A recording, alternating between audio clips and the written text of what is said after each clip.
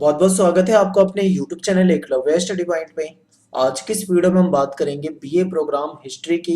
और ये first year का सेकंड सेमेस्टर है और इसमें बहुत आपको ध्यान से देखना है।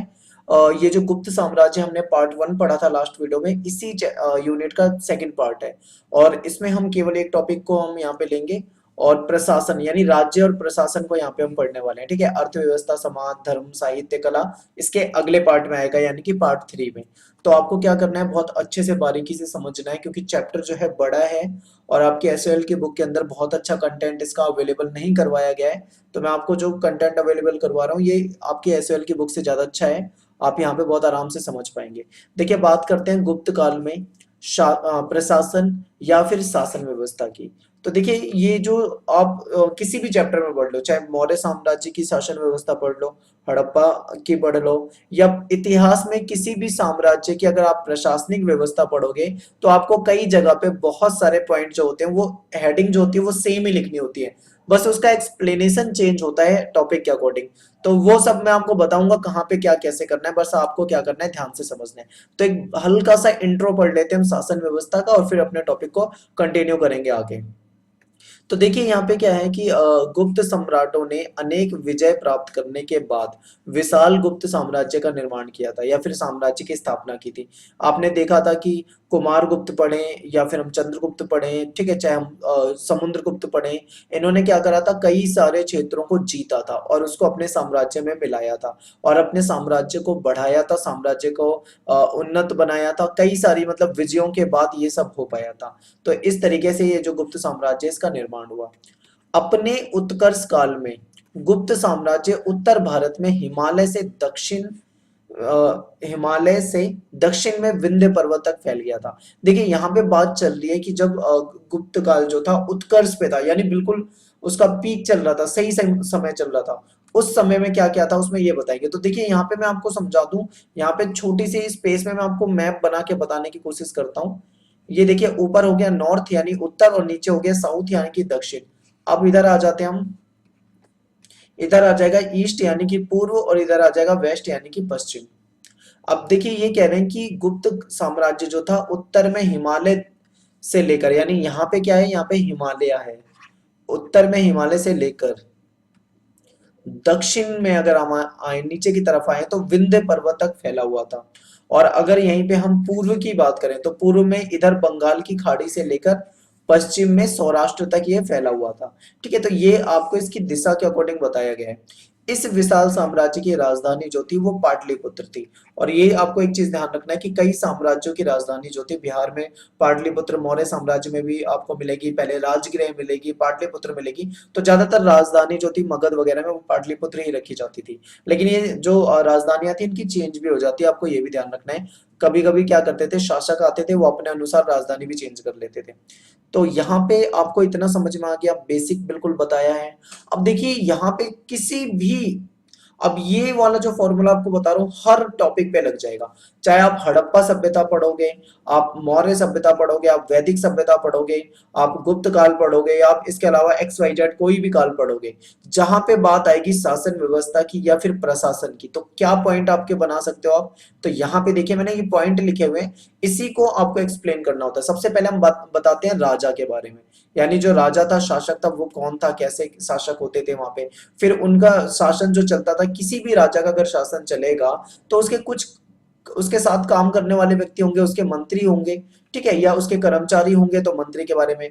फिर उसके बेटों का, राजकुमार का क्या रोल होता था उसको कर सकते हैं। फिर केंद्रीय अधिकारी जो होते थे उनका क्या था, सेना या सेनापति के बारे में आप पॉइंट बता सकते हो, दंड अधिकारी के बारे में बता सकते हो। ये पॉइंट आप बता सकते हो, बहुत ही बेसिक है, बिल्कुल सिंपल, हर टॉपिक में लग जाएंगे। इसके अलावा कुछ एक्स्ट्रा पॉइंट भी मिलेंगे। आप अगर अपनी एसएल की बुक में ये पॉइंट ढूंढ रहे हो तो आपको बिल्कुल भी नहीं मिलने वाले एक जगह पे, आपको बहुत मेहनत करनी पड़ेगी, तब जाके आपको ये टॉपिक वहां पे मिलेंगे। मैंने आपको एक जगह पे प्रोवाइड कराए हैं, आप इसे ध्यान से समझिए।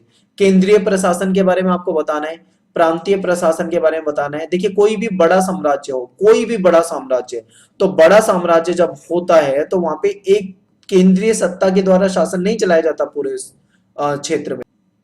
वहां पे क्या होता है, उसको जिलों में या फिर कई हिस्सों में तोड़ दिया जाता है। और प्रांतीय लेवल पे भी मतलब शासन चलाया जाता है, केंद्रीय लेवल पे भी चलता है शासन। तो ये हर जगह होता है, तो इसीलिए केंद्रीय प्रशासन, प्रांतीय प्रशासन, जिला या नगर प्रशासन, कई जगह पे गांव होता है, ग्राम प्रशासन, न्याय प्रशासन, सैनिक संगठन, राजस्व व्यवस्था, ये सारी चीजें आपको पॉइंट बनाने होते हैं यहाँ पर। अब देखिए, अब यहाँ पे आपकी एसएल की बुक के अंदर जो एक कमी लगी है मुझे इस वाले चैप्टर में स्पेशली, वो मुझे कमी क्या लगी है कि प्रशासन वाला जो टॉपिक इन्होंने करवाया हुआ है आपकी बुक के अंदर, वो एक ही हेडिंग के अंदर, एक सिंगल हेडिंग के अंदर आपको बहुत बड़ा एक्सप्लेनेशन कर रखा है। बट अगर आप पेपर में आपके क्वेश्चन आता है और आप एक सिंगल हेडिंग को इतना बड़ा एक्सप्लेन करोगे, तो आपको ना तो आप अच्छे से एक्सप्लेन कर पाओगे, ना ही आपको अच्छे मार्क्स मिलेंगे। कि आप जितने अच्छे पॉइंट बनाओगे, ज्यादा से ज्यादा हेडिंग बनाओगे, उसको ज्यादा अच्छे से अच्छा एक्सप्लेन करोगे, आपको फायदा उतना ज्यादा मिलेगा मार्क्स में। लेकिन अगर आपने वैसी गलती कर दी जो आपकी एसएल की किताब में कर रखी है, तो आपके मार्क्स बहुत कम मिलेंगे। आप इस चीज को ध्यान रखना है, इसीलिए मैंने इस टॉपिक को तोड़कर आपके सामने रखा है। अब आप देखिए क्या करते हैं, हम इन टॉपिकों को एक एक करके इसको डिस्कस करते हैं। ठीक है, ये सारे टॉपिक आपको मिलेंगे आपकी बुक में, पर वो इतना ज्यादा मतलब एक ही हेडिंग के अंदर दे रखा है कि आपको समझना मुश्किल हो जाएगा। तो सबसे पहले देखिए हम बात कर लेते हैं शासक की, यानी कि गुप्त काल की अगर हम बात कर रहे हैं तो वहां पे राजा कैसे होते थे, राजा के पास क्या अधिकार होते थे और कैसे व्यवस्था चलाते थे, इसको पढ़ेंगे। तो देखिए, गुप्त साम्राज्य में राजतंत्र था। राजतंत्र का मतलब है राजा का शासन था। ठीक है, यहाँ राजाओं द्वारा शासन किया जाता था, बिल्कुल ठीक है। आगे है कि शासन व्यवस्था पर राजा का पूर्णतः नियंत्रण होता था। देखिए, जहां पे भी राजा का शासन होगा ना, वहां पे शासन पे पूरी तरीके से जो नियंत्रण होता है वो राजा का होगा। तो ये पॉइंट जो है आप मौर्य साम्राज्य में भी लगा सकते हो, या जहां पे भी राजतंत्र होता है वहां पे लगा सकते हो। गुप्त शासकों ने कई उपाधि धारण की थी। ये मैं आपको पहले ही पढ़ा चुका था, महाराजा धीराज, परमेश्वर, विक्रमादित्य, और भी कई सारी उपाधियां होती थी जो इन्होंने धारण कर रखी थी। और ये आपने अगर पार्ट 1 नहीं देखा है तो आप उसे जरूर देखें, वहां पे मैंने उपाधि के बारे में जिक्र कर रखा है। गुप्त शासक अपनी दैवीय उत्पत्ति में विश्वास करते थे। देखिए, ये दैवीय जो उत्पत्ति होता है, इसका मतलब क्या होता है आपको समझना है। यानी देखिए, ये क्या करते थे, सम्राट जो होते थे, राजा जो होते थे, अपने आप को ईश्वर से उत्पन्न मानते थे, या फिर अपने आप को ईश्वर के तुल्य बताते थे कि भाई ईश्वर के द्वारा उसकी उत्पत्ति हुई है और वो शासन करने के लिए आया है। इससे क्या होता था, जनता के मन में एक चीज चली जाती थी कि ये जो राजा है ये भगवान का रूप है, और जनता के मन में राजा के प्रति श्रद्धा भाव आता था, और जनता मतलब उसको सम्मान करती थी। ये भी एक तरीका होता था राजाओं का। और ये केवल गुप्त साम्राज्य में नहीं, आपको आगे भी अगर आप दक्षिण भारत में चोल सम्राट पढ़ोगे या फिर और भी पढ़ते हो, वो कई जगह पे ये वाली व्यवस्था है जो अपने आप को दैवीय उत्पत्ति बताते थे। अगर आप मध्यकाल में आते हो, मुगल काल में आते हो, तो वहां पे भी आपको मिलेगा। आपने क्लास 12th में पढ़ा होगा कि मुगल काल के कई जो शासक थे वो दावा करते थे कि वो मुगलों की जो उत्पत्ति हुई है वो दैवीय उत्पत्ति हुई है। ठीक है, देवता ने उनको बनाया है, तो केवल और केवल किस लिए बनाया है, शासन करने के लिए बनाया है, ये बताते हैं। अब देखिए क्या है, आगे बढ़ते हैं सम्राट के बारे में कि समुद्रगुप्त को पृथ्वी पर निवास करने वाला देवता कहा गया है। और समुद्रगुप्त जो था वो संगीत प्रेमी माना जाता है। क्यों माना जाता है, आपको लास्ट वीडियो में बताया था मैंने कि एक सिक्का मिला है, उसमें समुद्रगुप्त को वीणा बजाते हुए दिखाया गया है। तो वीणा बजाते हुए दिखाया गया है, तो इससे पता लगा है कि वो संगीत प्रेमी है। सम्राट जो होता था वो प्रशासन का मुख्य स्रोत होता था। जो भी मतलब प्रशासन चलेगा वो सम्राट के अनुसार ही चलेगा। इसमें अधिकार और इसके अधिकार और शक्तियां जो थे वो असीमित थे, यानी अनलिमिटेड शक्तियां थी राजा के पास। राजा जो चाहे वो कर सकता था, इतनी राजा के पास शक्तियां होती थी। राजतंत्र का यही फायदा होता है राजाओं के लिए कि राजा जैसे मर्जी वैसे चला सकते हैं, संविधान वगैरह वहां नहीं होता है। आगे देखिए, सम्राट कार्यपालिका का सर्वोच्च अधिकारी होता था, यानी जो कार्यपालिका जो एग्जीक्यूटिव है एक तरह से, यानी कि आप वो समझ लीजिए, सॉरी, जो मतलब जो काम करने वाले जो अधिकारी हो जाएंगे मान लीजिए, वो जो होंगे वो पूरी तरीके से क्या हो जाएंगे, वो सम्राट उसका अधिकारी होएगा। यानी जितने भी कर्मचारी होंगे सबसे ऊपर उनके सम्राट होगा। सम्राट ही उनकी नियुक्ति करेगा, सम्राट ही उनको काम डिवाइड करेगा, सम्राट उनका ट्रांसफर कर सकता है, सम्राट उनको काम से निकाल सकता है, सम्राट उनको सजा दे सकता है। यानी सब अधिकार किसका होगा, सम्राट का, यानी कि राजा का। सम्राट की सेना का सर्वोच्च सम्राट ही सेना का सर्वोच्च सेनापति भी होता था। ठीक है, सम्राट की सेना का सर्वोच्च सेनापति सम्राट ही होता था। तो यहाँ पे देखिए एक क्या होता है कि जैसे मान लीजिए सेना है, सेना में मान लीजिए 50,000 सैनिक है, तो उन 50,000 सैनिकों पे ऊपर कमांडर वगैरह रखे जाते थे, फिर ऊपर एक एक सेनापति होता था, और उन सभी सेनापतियों से ऊपर होता था सम्राट। सम्राट सेनापति को कहेगा, सेनापति अपनी सेना को आदेश देंगे। ठीक है, जब युद्ध का समय आता था तो सम्राट जो होता था वो स्वयं सेना का संचालन करते थे। सॉरी, यहाँ पे टाइपिंग की मिस्टेक है, यहाँ पे सेना आएगा। यानी कि जब लड़ाई झगड़ा हो जाता था, मान लीजिए लड़ाई झगड़े का टाइम होता था, तो उस समय में युद्ध का टाइम होता था, तो उस समय में सम्राट जो होता था, राजा, वो खुद ही सेना का संचालन करता था। ठीक है, तो ये पॉइंट आपको बिल्कुल ध्यान में रखने हैं। न्याय व्यवस्था में अंतिम फैसला जो होता था वो सम्राट का ही होता था। राजतंत्र में यही होता है। मान लीजिए, वैसे सारे फैसले सम्राट नहीं करता है, छोटे मोटे जो झगड़े या कोई मुद्दा हो जाता है तो उसका जो न्यायाधीश वगैरह रखे होते हैं वही फैसला सुनाते हैं। लेकिन कोई बड़ा मुद्दा हो जाए तो वो मुद्दा किसके पास जाता है? राजा के पास जाता है, और उसमें अंतिम फैसला जो होता था वो राजा का होता था। प्रशासन के सभी उच्च अधिकारी, जो बड़े बड़े अधिकारी होते थे, उसकी नियुक्ति जो होती थी वो कौन करता था? सम्राट के द्वारा किया जाता था। सम्राट क्या करता था? लोगों की योग्यता देखता था और योग्यता के अनुसार उनको भर्ती करता था। गुप्त शासन में रानियों का भी महत्व था, यानी जो इनकी रानियां होती थी वो भी बहुत महत्वपूर्ण है। कैसे? क्योंकि देखो, कई बार क्या होता था कि सबूत ऐसे मिले हैं कि कुछ रानियां ऐसी थी जो अपने पति यानी राजा के साथ मिलकर कभी कभी शासन व्यवस्था को चलाते थे, यानी शासन व्यवस्था के लिए काम करते थे। कुमार देवी ने अपने पति चंद्रगुप्त प्रथम के साथ मिलकर शासन चलाया था। सम्राट के पुत्र जो होते थे, बेटे जो होते थे, वो राजकुमार जो होते थे, वो प्रांतीय प्रशासन में महत्वपूर्ण भूमिका निभाते थे।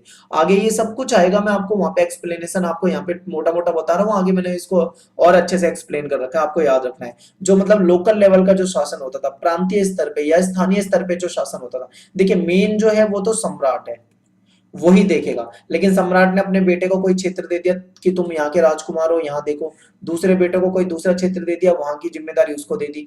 तीसरा बेटा है तो उसको कोई तीसरा क्षेत्र दे दिया। इस तरीके से केंद्र में जो रहेगा वो सम्राट रहेगा, ये कहने का मतलब है।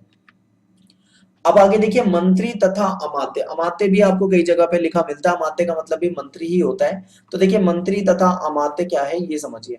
सम्राट जो होता था, सम्राट इतने बड़े विशाल गुप्त साम्राज्य को चला रहा है। अब इतने बड़े साम्राज्य को चलाने के लिए क्या चाहिए? कुशल मंत्री चाहिए जो बहुत ही योग्य हो।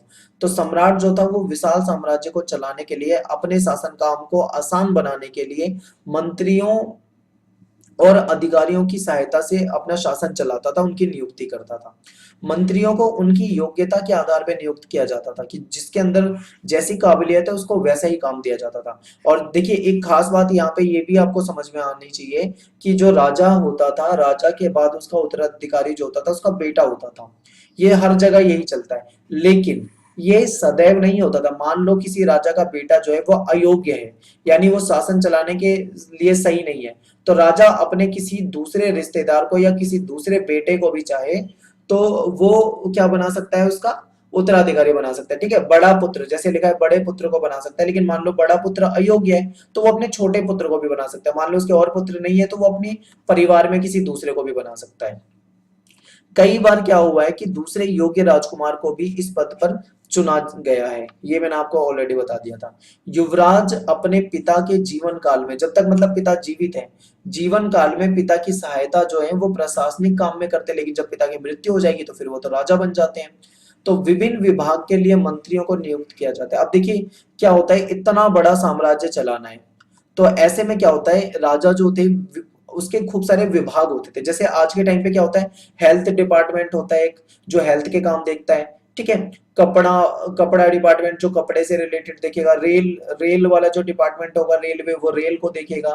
ठीक है, और ऐसे ही मान लो कोई जल वाला डिपार्टमेंट है, वो जल की समस्याओं को देखेगा। तो मतलब काम को बांट देते ना, कोई मतलब वाहनों को देखने के लिए अलग डिपार्टमेंट है, एजुकेशन को देखने के लिए अलग डिपार्टमेंट है। यही होता है आज के समय में, ऐसा ही कुछ उस समय में भी होता था। यानी जो विभाग होते थे, खूब सारे विभाग बनाए हुए थे राजा ने, और उस विभाग का मंत्री बना दिया जाता था। वो उस मंत्री जो होता था वो उस विभाग को देखता था। विभिन्न विभाग के लिए मंत्रियों को नियुक्त किया जाता था। गुप्तकालीन लेखों में मंत्रियों और सचिवों का उल्लेख मिलता है। मंत्रियों में सैनिक योग्यता अनिवार्य योग्यता होती थी। मंत्रियों में क्या होता था, जो सैनिक योग्यता है वो अनिवार्य। अब देखिए, मंत्री को रखने से पहले वो उसको सैनिक योग्यता भी देखी जाती थी कि अगर वो मतलब क्यों, क्योंकि इमरजेंसी में कब क्या हो जाए पता नहीं, तो ऐसे में ऐसा मंत्री रखना चाहिए जो कल को युद्ध हो जाए तो वो युद्ध में भी लड़ सके सैनिक के रूप में, ऐसी योग्यता होनी चाहिए। समुद्रगुप्त और चंद्रगुप्त द्वितीय के मंत्री उच्च कोटि के सेना नायक भी थे, इसके साक्ष्य भी उपलब्ध हैं, लिखित में मिला हुआ है। तो ये हो गया अपना पॉइंट। अब देखिए तीसरा होता है केंद्रीय अधिकारी। केंद्रीय अधिकारी मतलब जो केंद्र के लेवल से देखते हो, काम करते हो। तो गुप्त काल के अभिलेखों का अध्ययन करने पे इतिहासकारों ने निम्नलिखित पदाधिकारियों के नाम मिलते हैं, जैसे प्रतिहार और महाप्रतिहार, सेनापति या फिर महासेनापति, महासंधि विग्रहक, दंड अधिकारी, कुमार माथे, विनयी स्थिति स्थपक। ये जो थे ये अधिकारी होते थे। अब इनका काम क्या होता था ये आपको यहाँ पे समझना है। जैसे प्रतिहार हो गए, इनका काम क्या था, ये राजा के दरबार यानी राज दरबार के मुख्य अधिकारी होते थे।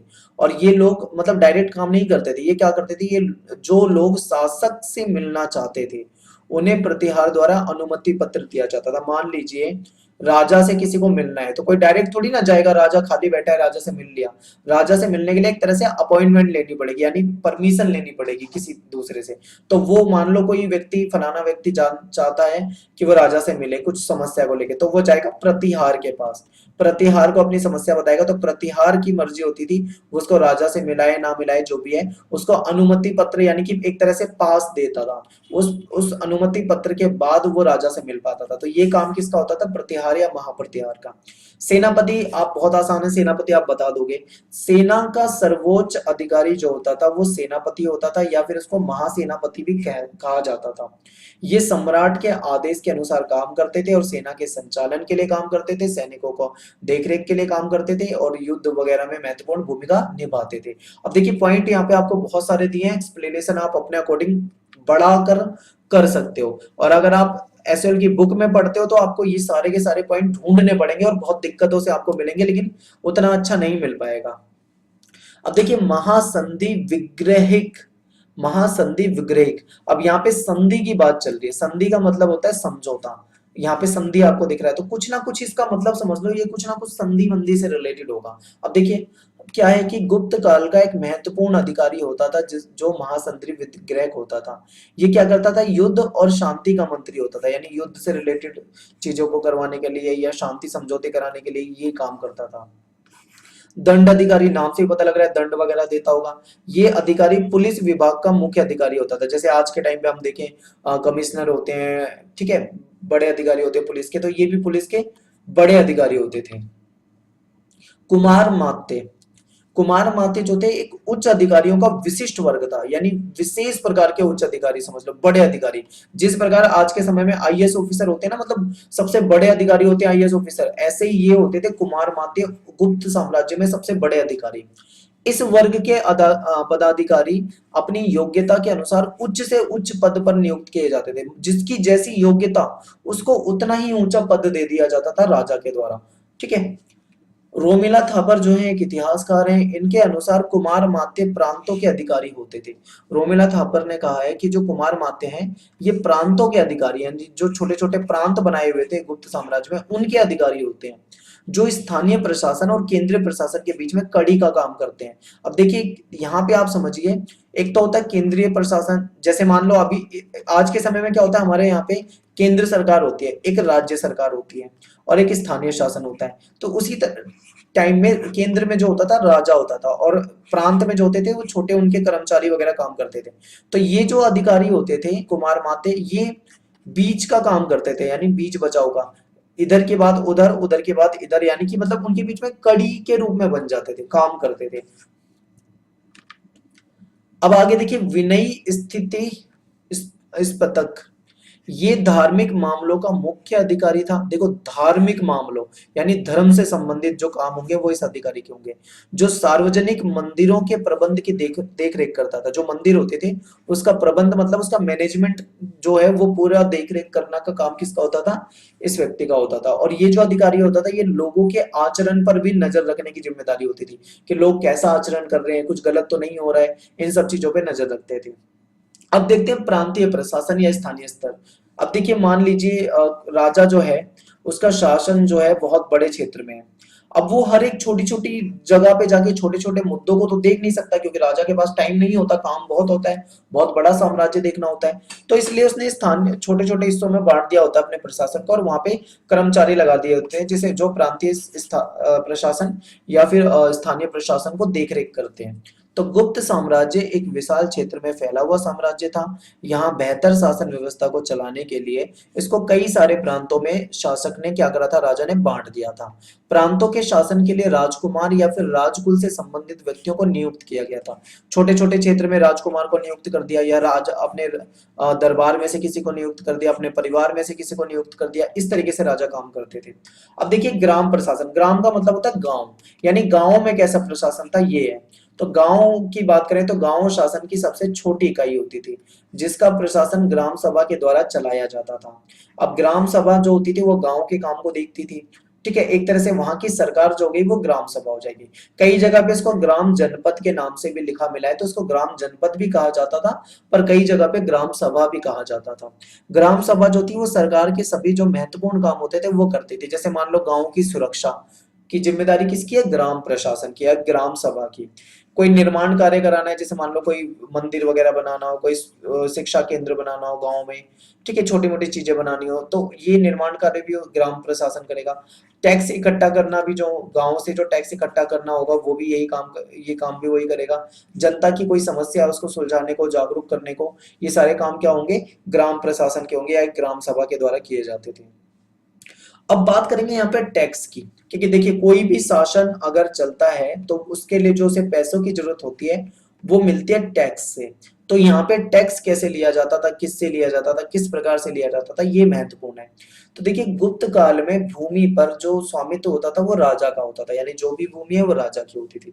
लेकिन इसके अलावा कुछ किसानों की अपनी निजी भूमि भी होती थी, यानी किसानों की कुछ ऐसी भूमि जो उनकी निजी है, जिसपे उनका पूरी तरीके से अधिकार है। तो देखिए गुप्त काल में भूमि पर सम्राट का स्वामित्व होता था, लेकिन ऐसी भूमि भी थी जिस पर किसानों का निजी स्वामित्व होता था। और मंदिरों तथा ब्राह्मणों को दान में दी गई भूमि को अग्रहार कहा जाता था। मंदिर के लिए कोई भूमि दान में दी गई हो या किसी ब्राह्मण को दान में दी गई हो भूमि, तो वो क्या कहलाती थी, अग्रहार। ये इंपॉर्टेंट है, याद रखें। अग्रहार जो भूमि होती थी ये सभी प्रकार के करों से मुक्त होती थी, इसमें किसी भी प्रकार का कोई टैक्स नहीं लिया जाता था, जो दान वाली भूमि मिलती थी मंदिर वगैरह के लिए। अन्य भूमि पर टैक्स लिया जाता था, यानी अन्य भूमि जो दान वगैरह में नहीं मिली हो, चाहे किसान की भूमि हो चाहे कोई अन्य भूमि हो, उस पे टैक्स लिया जाता था, ठीक है, ये ध्यान रखना है। राजस्व उपज का छठवां हिस्सा, छठवां भाग लिया जाता था। देखिए क्या होगा कि जो अ, फसल जो होती थी वो सॉरी, टैक्स जो होता था दो रूपों में लिया जाता था, या तो अनाज दे दो, अनाज के रूप में टैक्स दे दो, या फिर पैसे के रूप में, यानी सिक्के वगैरह मुद्रा के रूप में जो टैक्स है वो लिया जाता था। तो किसान क्या करते थे, खेती करते थे, फसल उगाते थे, तो फसल जो होती थी उसकी उसका जो छठा हिस्सा होता था, छठा भाग जो था टैक्स के रूप में किसान से ले लिया जाता था, ठीक है। अब वो नगद भी दे सकता है उसको, टैक्स को, या फिर अनाज के रूप में भी दे सकता है, दोनों ही ऑप्शन उसको अवेलेबल थे। यानी राजस्व उपज का छठा भाग लिया जाता था, भूमि पर नगद अथवा अनाज दोनों रूप में दिया जा सकता था, जो टैक्स होता था, कर जो होता था, दोनों रूप में दिया जा सकता था। इसके अलावा व्यापारिक वस्तु, कोई व्यापारिक वस्तु है, बेचने वाली चीज है, कोई चरागाह है या कोई वन है या फिर नमक है, इन पर भी टैक्स लगाए जाते थे। नगर से आने वाली वस्तुओं के ऊपर चुंगी कर भी लगाया जाता था। चुंगी कर क्या होता है ये भी आपको पता होना चाहिए। जैसे मान लो कोई बाहरी सामान है जो बेचा जा रहा है, तो उस सामान, जो भी बाहरी सामान बेचा जाता है उस पर कुछ शुल्क लगा दिया जाता था, जो चुंगी कहलाता था, यानी एक तरह से कर कहलाता था। अपराधियों के ऊपर जुर्माने भी लगाए जाते, मान लो किसी ने कोई क्राइम करा हो, क्रिमिनल हो, तो उसके ऊपर भी क्या करा जाता था, जुर्माना लगा दिया जाता था। इस जुर्माने से भी काफी पैसा आता था जो कि राजकोष में जाता था। तो ये राजा के कुछ मतलब टैक्स इकट्ठा करने के कुछ मतलब तरीके होते थे, या फिर राजकोष के आय के स्रोत होते थे, ठीक है। किसी भी रूप में आप देखिए ये आपके पॉइंट बन सकते हैं। तो देखिए यहाँ पे मैंने आपको बिल्कुल सिंपल तरीके से बता रखा है, आपको एक बार में वीडियो देखने से सारा समझ में आ जाएगा। और यहाँ पे मैंने कई सारी बुकों का सोर्स यूज किया है ताकि आपको अच्छा कंटेंट प्रोवाइड करा पाऊँ। तो ये जो हमारा टॉपिक था ये पार्ट 2 था, बहुत एक ही टॉपिक पे मैंने फोकस करा था। पार्ट थर्ड जो आएगा कोशिश करूंगा थर्ड पार्ट में चैप्टर पूरा खत्म ही कर दूं। तो उम्मीद ये करता हूं आपको बहुत अच्छे से समझ में आया होगा। अगर आपको जरा भी दिक्कत आए टॉपिक में तो आप वीडियो को 2 बार देखें, इंपॉर्टेंट पॉइंट जो आपको बताएं आप उसको नोट डाउन जरूर करें, और मिलते हैं अगली वीडियो में। Thanks for watching. जय हिंद, जय भारत।